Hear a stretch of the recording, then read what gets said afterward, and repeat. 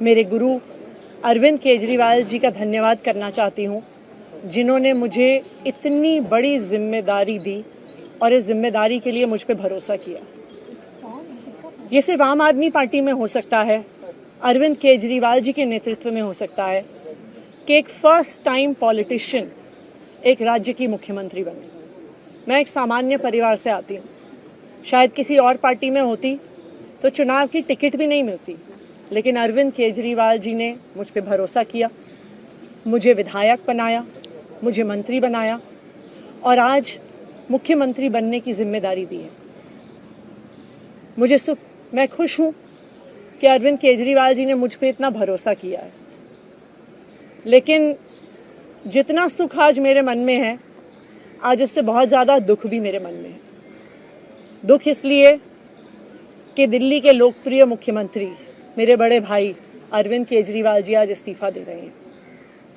मैं आज ये ज़रूर कहना चाहती हूँ आम आदमी पार्टी के सभी विधायकों की तरफ से, दिल्ली की 2 करोड़ जनता की तरफ से, कि दिल्ली का एक ही मुख्यमंत्री है और उस मुख्यमंत्री का नाम अरविंद केजरीवाल है।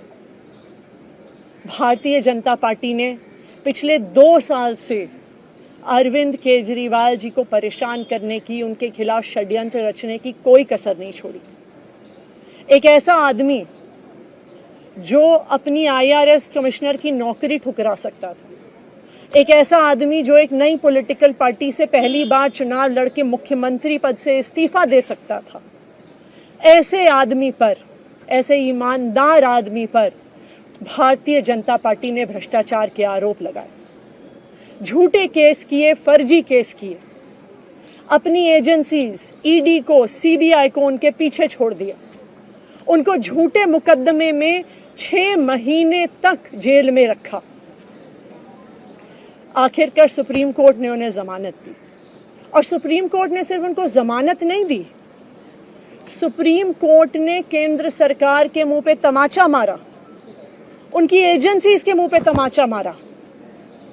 उन्हें कहा कि इनकी एजेंसीज, केंद्र सरकार की एजेंसीज एक पिंजरे में कैद तोते की तरह हैं और अरविंद केजरीवाल जी की गिरफ्तारी गलत थी।